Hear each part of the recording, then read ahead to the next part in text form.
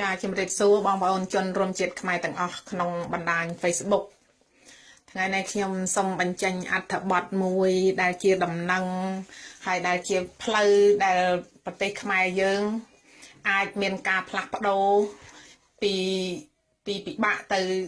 សំណុកបានចាដូចជាពាក្យចាស់លោកពោលថាបន្ទាប់ពីភ្លៀងផ្គរព្យុះមកមេឃស្រឡះអញ្ចឹងហើយខ្ញុំសូមរៀបរាប់អំពីអត្ថបទដែលសហរដ្ឋអាមេរិកគេបានapproveច្បាប់728ឲ្យសភាអាមេរិកហ្នឹងដើម្បីជ្រើសរើសចាត់ចែងជួយដល់ប្រទេសខ្មែរដែលបានរងទុក្ខវេទនា30ឆ្នាំមកហើយដែលរស់នៅក្រោមរបបប្រជាធិបតេយ្យคล้ายៗដូច្នេះទាំងវើคล้ายៗទាំងអស់នេះគេក៏បានដឹងទាំងអស់គ្នាដែរប៉ុន្តែដូចថាគេចង់ធ្វើគេចង់ជួយគេអត់មានសិទ្ធជួយដោយបងប្អូនថាមិនកុំហៅអន្តរជាតិជួយមិនកុំឲ្យអន្តរជាតិជួយអន្តរជាតិជួយមែនតារាបណាគេមានសិទ្ធគេមានច្បាប់បើយើងអត់មានសិទ្ធអត់មានពេលវេលាអត់មានច្បាប់តែគេត្រូវជួយចេញទៅវាខុសទិសដូចអាលោកផៃសិផានហើយនឹងអាលោកសុកអេសានពួកគាត់នឹងបាននិយាយអញ្ចឹងណាបងប្អូនដល់ឥឡូវនេះពាក្យសម្ដីគាត់ហ្នឹងคล้ายជាការពិតហើយដោយគាត់បន់ស្រាន់ថាពួកអន្តរជាតិហ្នឹងមានសិទ្ធអីមកលូកជ្រៀតជ្រែកនៅប្រទេសខ្មែរគឺប្រទេសរបស់ខ្មែរ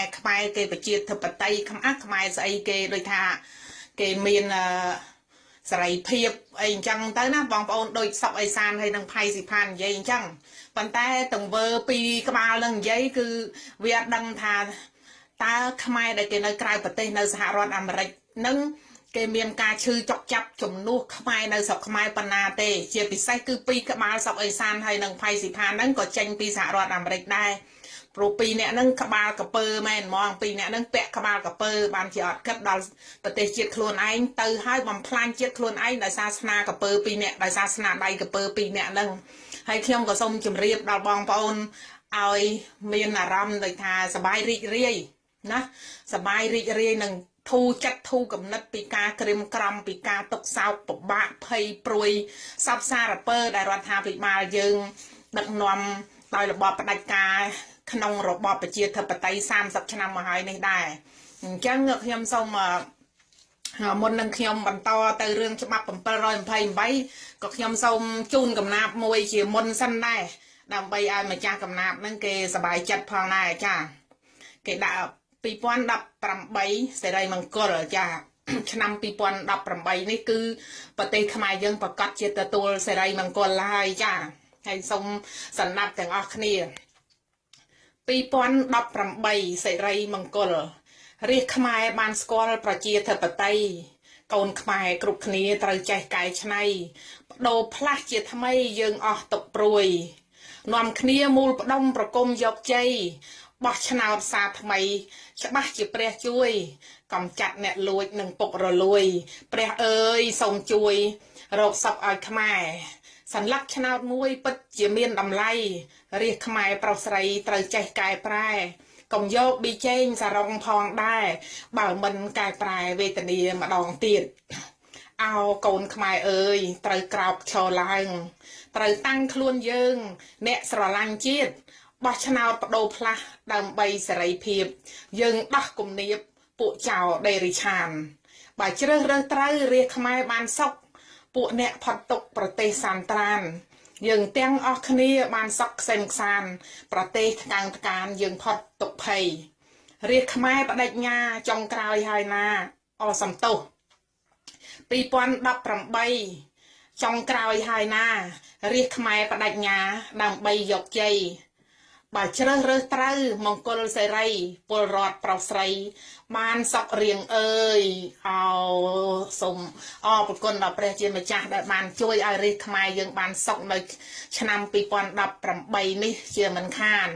ហើយសូមឲ្យបងប្អូនទាំងអស់គ្នាផ្ទៀងផ្ទាត់សម្ដាប់ពីកំណាព្យនេះមានអត្ថន័យរួមគ្នាជាមួយនឹងខ្ញុំចង់និយាយ ច្បាប់728ដែរសូមឲ្យបងប្អូនជ្រាបទាំងអស់គ្នាព្រោះថាមិនចាំបាច់ខ្ញុំអធិប្បាយក៏បងប្អូនដឹងហើយថាស៊ីសេរីគេផ្សាយហើយផ្សាយទៀតផ្សាយហើយផ្សាយទៀតពីច្បាប់728ច្បាប់728នេះគេមានបំណងគឺថាយូរហើយគេចង់ធ្វើអញ្ចឹងគេឃើញសកម្មភាពខ្មែរយូរហើយគេឃើញតាំងពីចំនួនណាដែលគេថតបានពីរឿងរើរុះផ្ទះអីហ្នឹងមកតាំងពីដើមមកហើយប៉ុន្តែគេអត់មានសិទ្ធអីដូចកពើផៃសិផានហើយនឹងកពើសុកអេសានហ្នឹងគាត់បាននិយាយថាអន្តរជាតិគ្មានសិទ្ធណាមកលូកមកជ្រៀតជ្រែកនៅប្រទេសខ្មែរបានទេដល់ឥឡូវគាត់អត់ដឹងថាដែលគេចង់បានសិទ្ធហ្នឹងគេត្រូវដាក់ពាក្យសុំគេត្រូវ apply ហ្នឹងមានកម្រិតកម្ពស់ណាអីអញ្ចឹងណាហើយទៅខ្ញុំសូមជម្រាបឲ្យបងប្អូនដឹងថា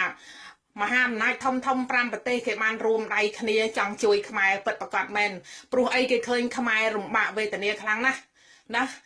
គេប្រើច្បាប់ប្រជាធិបតេយ្យคล้ายគេយកច្បាប់ផ្ដាច់ការអំណាចផ្ដាច់ការរបស់គេមកប្រើលាយឡំជាមួយនឹងច្បាប់ប្រជាធិបតេយ្យដល់អញ្ចឹងហើយគេធ្វើបាបរាជគេបំផ្លិចបំផ្លាញជាតិគ្មានសេះសល់អ្វីទេបងប្អូនគឺអត់មានសេះសល់អ្វីទាំងអស់មិនត្រឹមតែប៉ុណ្ណឹងគេសម្លុតគេគំរាមគេចាប់ដាក់គុកគេប្លន់អ្នកណាដែលអ្នកមានធំគេធ្វើអ្វីមិនបានគឺគេប្លន់ដូចជាអុកញ៉ាអឹងមិនជឿជាដើមណាគឺគេប្លន់ព្រោះឃើញថាគាត់នឹងមានទ្រព្យសម្បត្តិច្រើនណាព្រោះអ្នកដែលមានទ្រព្យសម្បត្តិច្រើនខ្ញុំធ្លាប់ឮពាក្យពួកអ្នកមាននៅសហរដ្ឋអាមេរិកគេនិយាយផ្ទាល់ជាមួយខ្ញុំហ្មងគេថាជាមួយខ្ញុំកាលពី2013ទៅបោះឆ្នោតហ្នឹងណាហើយគេប្រកែកvớiខ្ញុំគេថាមីងឯងគិតមើលគេមិនអាចឲ្យហ៊ុនសែនចាញ់បានទេបើហ៊ុនសែនចាញ់ចុះចំពោះគេដែលអ្នកមានដាក់ investment ច្រើនរាប់លានម្នាក់គេមិននឹងយល់គេមិនសក់ចិត្តចាញ់បានអាហ្នឹងហើយគេអាងថាគេអ្នកមានណាហើយដល់នឹងគេរួមដៃជាមួយរបបផ្ដាច់ការនឹងតែបើអ្នកអត់រួមដៃជាមួយរបបផ្ដាច់ការដោយលោកអឹងបញ្ជីសំទោសដោយលោកអឹងបញ្ជឺគឺថាគេរកផ្លូវនឹងសម្លាប់គាត់យកទ្រព្យយកសម្បត្តិគាត់តែម្ដងហើយគ្រួសារគាត់វិនិច្ឆ័យចាប់ឆ្ងាយទាំងអស់អញ្ចឹងបងប្អូនសង្ឃឹមទុកទៅថាច្បាប់728នេះគេអព្រូទៅបានប្រហែលជាមួយអាទិត្យឬពីរអាទិត្យទេអាទិត្យមុនខ្ញុំឮតាំងពីអាទិត្យមុនប៉ុន្តែខ្ញុំអត់ទាន់ឃើញជាសារបញ្ជាក់មកឲ្យឃើញទេប៉ុន្តែខ្ញុំបាននិយាយដែរអាទិត្យមុនខ្ញុំថាព្រោះខ្ញុំដឹងពីមិត្តភ័ក្ដិខ្ញុំនៅជប៉ុនគេប្រាប់ខ្ញុំថាគេមើលទៅគេឃើញថាច្បាប់728ហ្នឹងគេអព្រូហើយណាផាសហើយអញ្ចឹងខ្ញុំក៏មានអារម្មណ៍សប្បាយចិត្តដោយថាព្រោះខ្ញុំដឹងថាច្បាប់728នេះគឺគេសើរើប្រទេសណាដែលប្រើអំណាចផ្ដាច់ការជាមួយនឹងរបបប្រជាធិបតេយ្យបើអ្នកនោះឯងរួមក្នុងរបបជាសមាជិកក្នុងរបបប្រជាធិបតេយ្យដែរហើយប្រទេសនោះប្រើអំណាចផ្ដាច់ការគេនឹងសរុបទាំងដើមទាំងការទាំងអស់មកតាំងពីដើមកំណើតពីចាប់ផ្ដើមប្រើរបបផ្ដាច់ការនឹងពេលណាគឺគេសរុបយកទាំងអស់គេមានភ័ស្តុតាងទាំងអស់បងប្អូនរវាងច្បាប់728ដែលគេខំខ្នះខ្នែងមកព្រោះខ្ញុំតែងតែទៅប្រជុំជាមួយនឹងដោយថាកាលលោក Alan Leventhal អីហើយតាមវត្ថុស្លាអីខ្ញុំតែងតែសួរខ្ញុំតែងតែចង់ដឹងថាតើច្បាប់នឹងគេធ្វើយ៉ាងម៉េចដោយអេតរយអីអញ្ចឹងខ្ញុំតែងតែទៅជួបដឹងសួរសំណួរគាត់ថាហេតុអីបានជាដេញសហគមន៍អាមេរិកកាំងហេតុអីបានជាអន្តរជាតិនឹងមិនជួយដល់ប្រទេសខ្មែរដែលកំពុងតែរងទុក្ខវេទនាដោយសារអំពើធ្វើបាបពីអ្នកដឹកនាំបំផ្លិចបំផ្លាញហើយធ្វើបាបរាជបណ្ដេញរាជចេញពីស្រុកភូមិខ្លួនឯងប្លន់យកទឹកដីរាជដោយប្រើអំណាចឥឡូវនេះរហូតដល់ប្រើកងទ័ពណារហូតដល់ប្រើកងទ័ពប្រើយកមកធ្វើជាឈ្នន់របស់គេតទៅទៀតណាតែមុនហ្នឹងគេអត់ទាន់ដឹងទេគេអត់ទាន់ដឹងថាច្បាប់728ហ្នឹងផាសទេអត់ដឹងថាគេអព្រូទេឥឡូវគេដឹងហើយតើអ្នកដែលខ្លាំងក្លានោះខ្ញុំចង់ឃើញសកម្មភាពថាដែលអ្នកជើងខ្លាំងនោះតើវាខ្លាំងប៉ុណ្ណាទៅទៀតហើយបានបញ្ចេញដូចជាលោកហ៊ុនសែនបញ្ចេញអត្ថបទអីគាត់មកពីរឿងបើអ្នកណាហ៊ានធ្វើបាតកម្មគេនឹងទប់ស្កាត់តាមកម្មវិធីគេដោយប្រើកងទ័ពតិចច្រើនខ្លាំងខ្សោយតាមខ្សោយតម្លៃប៉ុណ្ណាក៏គេមិនគិតដែរនោះ cứ cái an tại riêng cầm lay tê nè cứ pro kê nè miền lôi đôi chia sầm đạch để châu hôn sai nâng quạt nâng chia nè miền lôi chẳng ấy quạt giờ từ miền lôi tràn cứ quạt vậy bị đầm lầy nè chẳng lại bong bóng khai tầng ở đây vô bị sầm đầy quạt nè đầm lầy pan na có cái tơi tam đầm lầy nông đài đó là lấy nhông của trong đằng đây nè miền lôi miền cho để thọ đôi nia các bà pi đây nhà thầyสิพานนึงจังให้โดยในสับไอซานนึงจังประเทศขมายกับปงแต่เมียนสไรเพียบกับปงแต่ริจมรานกรุบสถาบันไอได้กรุบตีไหลไงจังประเทศสัตว์ประเทศทมอยจังแต่ไอ้นั่นนะให้อันตรายขมิ้นตัวในตีนะมาลูกใดเตะเชียปิดไส้ยมทรงจมเรียบดอลปีกับมาแรงพ่อไอ้ดังเถอะกำเข้าได้ปุต่างอ่อนนึงเถื่อเนี่ยปีกมาอะไรเนี่ยนอมปีนั่งไงคือเตอตัวจานเชียงเกได้เราได้มาจ้าเชื่อไว้นี่นั่งเกเอามาวันคือเกเอาปีกมา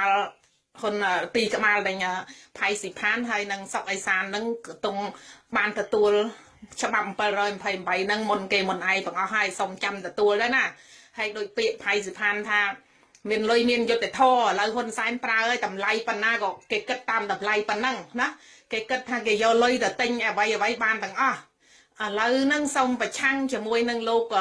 อะไรหรือบันทอหรือก็แอดรอยหรือก็มาทอนคลายนั่งเต้ไปช่างไปเรื่องให้ไอ้ดอนอันตรายเฮียนมาลูกใดในประเทศกัมพูชีไอ้นั่งโลกนั่งโยไลนะโลกนั่งโยไลโดยขนมกำนาบในทาปีปอนดับรำใบนั่งใส่ไรมังกรนั่งนะปุขมายเยิงรองตกเวทเนียยูไฮกรมขมายนั่งจานจำนวนมาให้โดยฉะนั้นกำนาบนี่อาจจะการเปิดแมนนั่นคือทาปีปอนดับผมใบใส่ไรมังกรนั่งแมนนั่งนะก็ขยมโซมเปียวเนียวกรุบจันกรุบธนะนะโลก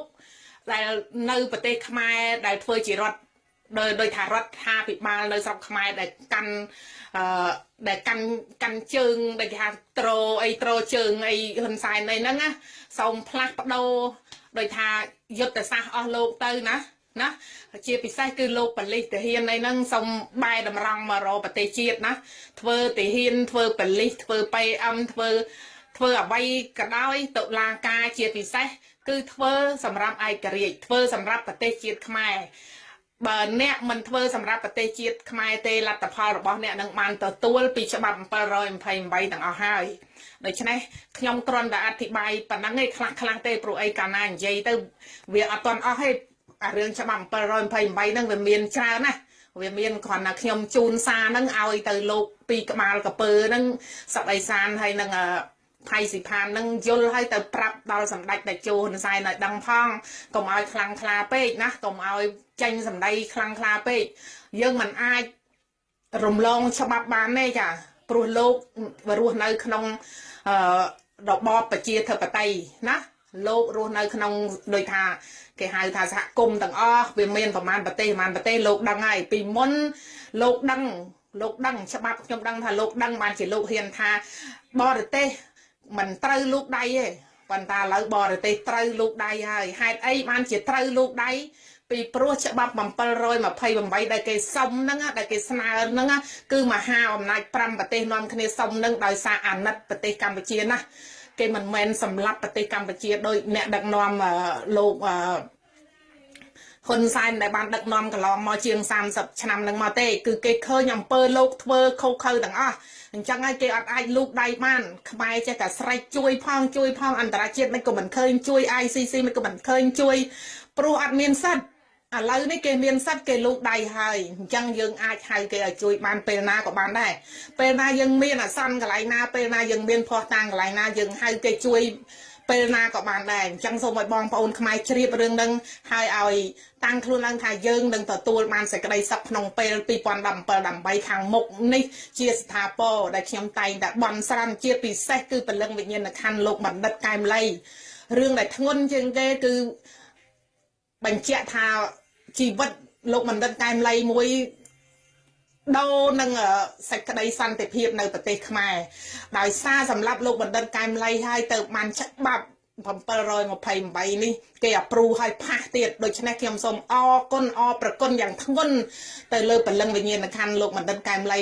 សូមឲ្យលោកបានទៅកាន់សុគតិភពហើយនៅថែរក្សាប្រទេសកម្ពុជាដំណរកូនដំណរចៅរបស់លោកតរៀងទៅហើយសូមឲ្យប្រទេសខ្មែរយើងទទួលបានជោគជ័យជាស្ថាពរក្នុងពេលឆាប់នេះដោយពលរដ្ឋខ្មែរធ្លាប់ពិបាករងទុក្ខវេទនាយូរហើយពេលនេះសូមឲ្យទទួលបានសេចក្តីសុខនិងដុសដាលវិលគុំតរៀងរហូតទៅសូមអរគុណហើយសូមជម្រាបលាចា៎នាយក្បាល2ដែល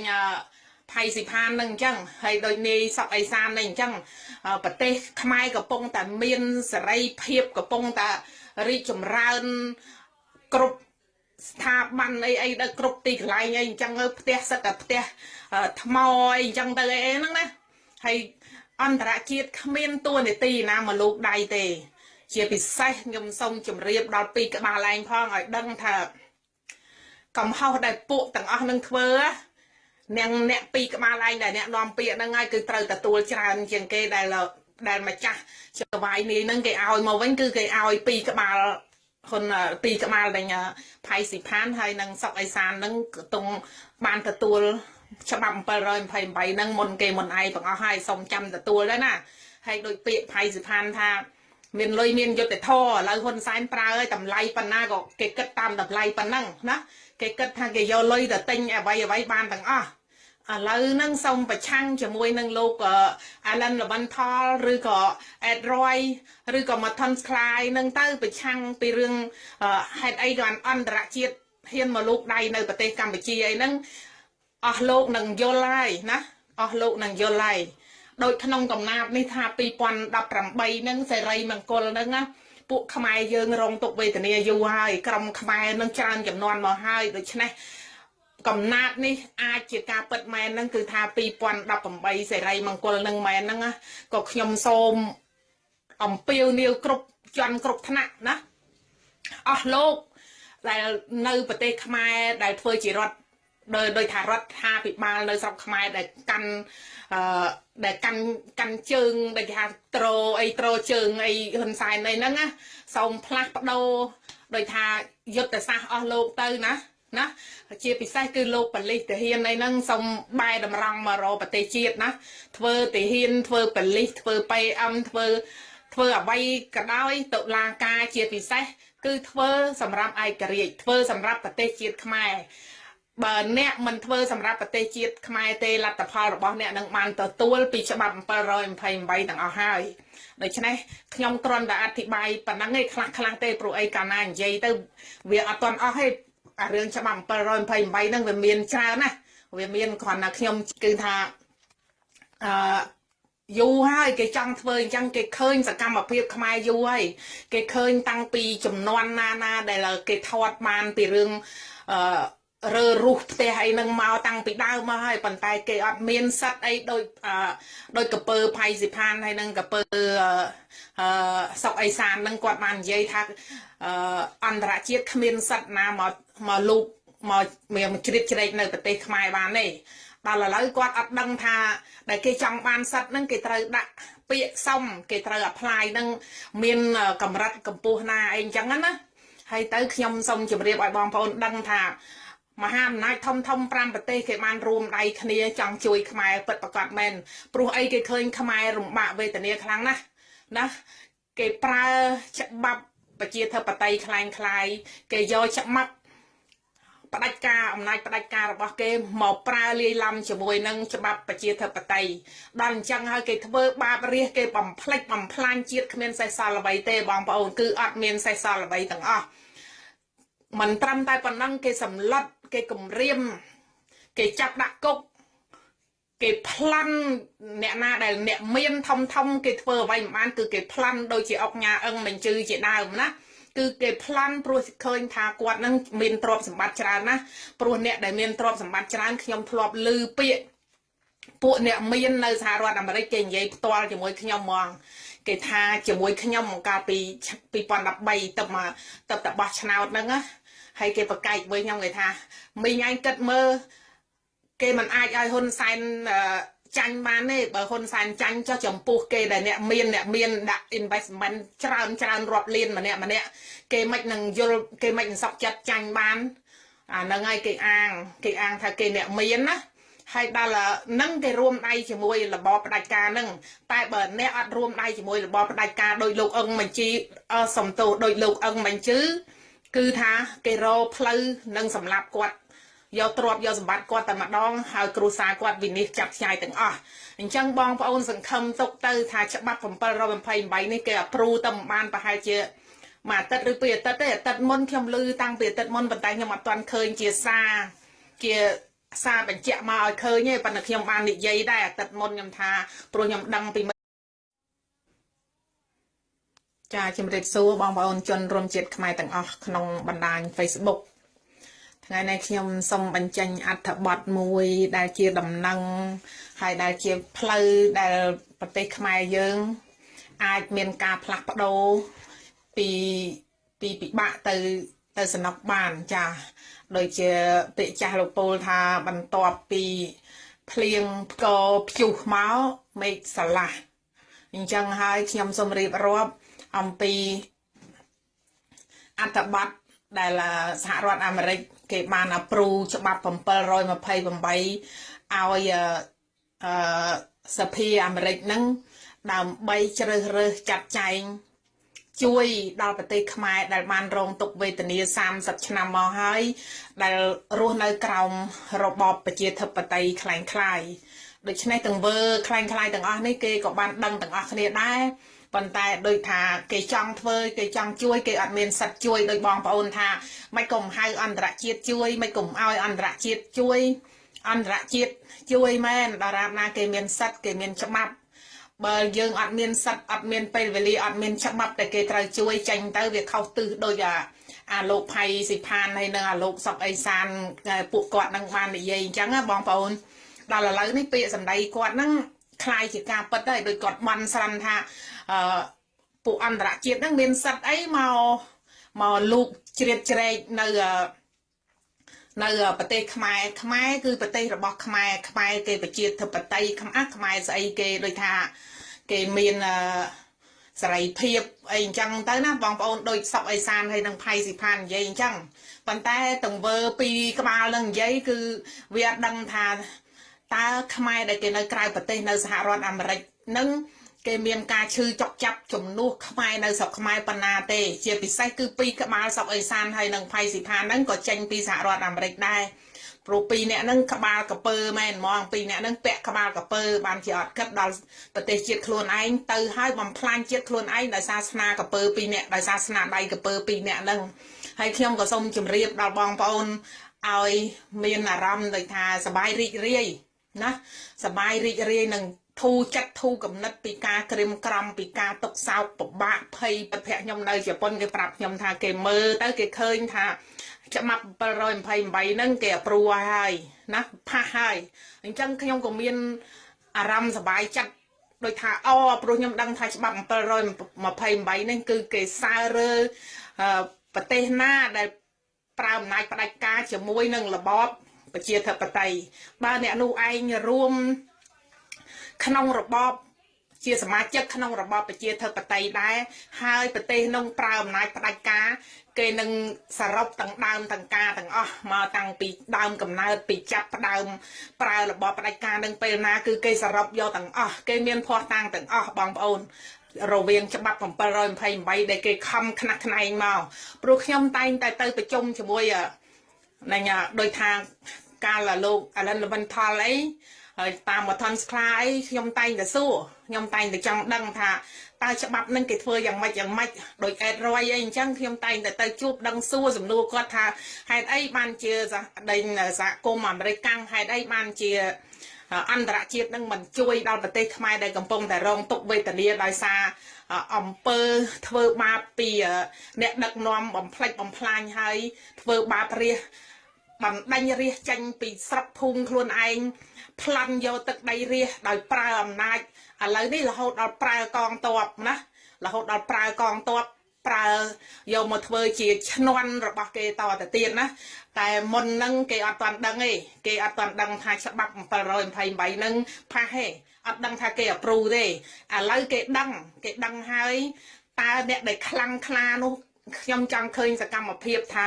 ដែលអ្នកជើងខ្លាំងនោះតើវាខ្លាំងប៉ុណ្ណាទៅទៀតហើយបានបញ្ចេញដូចជាលោកហ៊ុនសែនបញ្ចេញអត្ថបទអីគាត់មកពីរឿងបើអ្នកណាហ៊ានធ្វើបាតកម្មគេនឹងទប់ស្កាត់តាមកម្មវិធីគេដោយប្រើកងទ័ពតិចតាមតិចច្រើនតាមច្រើនខ្លាំងតាមខ្លាំងខ្សោយតាមខ្សោយតម្លៃប៉ុណ្ណាក៏គេមិនគិតដែរនោះគឺគេអាងតែរឿងតម្លៃទេណាគឺព្រោះគេអ្នកមានលុយដូចជាសម្ដេចដែលចូលហ៊ុនសែនហ្នឹងគាត់នឹងជាអ្នកមានលុយអញ្ចឹងហើយគាត់អាចយកទៅមានលុយច្រើនគឺគាត់និយាយពីតម្លៃណាអញ្ចឹងឲ្យបងប្អូនខ្មែរទាំងអស់គ្នាយល់ពីសម្ដីគាត់ណាតម្លៃប៉ុណ្ណាក៏គេទៅតាមតម្លៃនឹងដែរដល់ឥឡូវខ្ញុំក៏ចង់ដឹងដែរណាមានលុយមានយុត្តិធម៌ដោយព្រួយសពសារពើដែលរដ្ឋាភិបាលយើងដឹកនាំដោយរបបផ្ដាច់ការក្នុងរបបប្រជាធិបតេយ្យ30ឆ្នាំមកហើយនេះដែរអញ្ចឹងខ្ញុំសូមមុននឹងខ្ញុំបន្តទៅរឿងច្បាប់728ក៏ខ្ញុំសូមជូនកំណាព្យមួយជាមុនសិនដែរដើម្បីឲ្យម្ចាស់កំណាព្យហ្នឹងគេសប្បាយចិត្តផងដែរចាគេដាក់2018សេរីមង្គលចាឆ្នាំ2018នេះគឺប្រទេសខ្មែរយើងប្រកាសជាទទួលសេរីមង្គលហើយចាហើយសូមសន្និដ្ឋានទាំងអស់គ្នា2018សេរីមង្គលរាជខ្មែរបានស្គាល់ប្រជាធិបតេយ្យកូនខ្មែរគ្រប់គ្នាត្រូវចេះកែច្នៃបដូរផ្លាស់ជាថ្មីយើងអស់ទុកព្រួយនាំគ្នាមូលផ្ដុំប្រគុំយកជ័យបោះឆ្នោតសារថ្មីច្បាស់ជាព្រះជួយកំចាត់អ្នកលួចនិងពុករលួយព្រះអើយសូមជួយរកសុខឲ្យខ្មែរសន្លឹកឆ្នោតមួយពិតជាមានតម្លៃរាជខ្មែរប្រុសស្រីត្រូវចេះកែប្រែកុំយកប៊ីចេងសារ៉ុងផងដែរបើមិនកែប្រែវេទនាម្ដងទៀតអោកូនខ្មែរអើយត្រូវក្រោកឈរឡើងត្រូវតាំងខ្លួនយើងអ្នកស្រឡាញ់ជាតិបោះឆ្នោតបដូរផ្លាស់ដើម្បីសេរីភាពយើងដោះគំនាបពួកចៅដេរិឆានបើជ្រើសរើសត្រូវរាជខ្មែរបានសុខពួកអ្នកផុតទុកប្រទេសសានត្រានយើងទាំងអស់គ្នាបានសុខក្សេមក្សានប្រទេសថ្កើងថ្កានយើងផុតទុក្ខភ័យរាជខ្មែរបដិញ្ញាចុងក្រោយហើយណាអសំទោស2018ចុងក្រោយហើយណារាជខ្មែរបដិញ្ញាដើម្បីយកជ័យបើជ្រើសរើសត្រូវមង្គលសេរីពលរដ្ឋប្រុសស្រីបានសុខរៀងអើយអោសូមអរគុណដល់ព្រះជាម្ចាស់ដែលបានជួយឲ្យរាជខ្មែរយើងបានសុខនៅឆ្នាំ2018នេះជាមិនខានហើយសូមឲ្យបងប្អូនទាំងអស់គ្នាផ្ទៀងផ្ទាត់សម្ដាប់ពីកំណាព្យនេះមានអត្ថន័យរួមគ្នាជាមួយនឹងខ្ញុំចង់និយាយច្បាប់728ដែរសូមឲ្យបងប្អូនជ្រាបទាំងអស់គ្នាព្រោះថាមិនចាំបាច់ខ្ញុំអធិប្បាយក៏បងប្អូនដឹងហើយថាស៊ីសេរីគេផ្សាយហើយផ្សាយទៀតផ្សាយហើយផ្សាយទៀតពីច្បាប់728ច្បាប់728នេះគេមានបំណង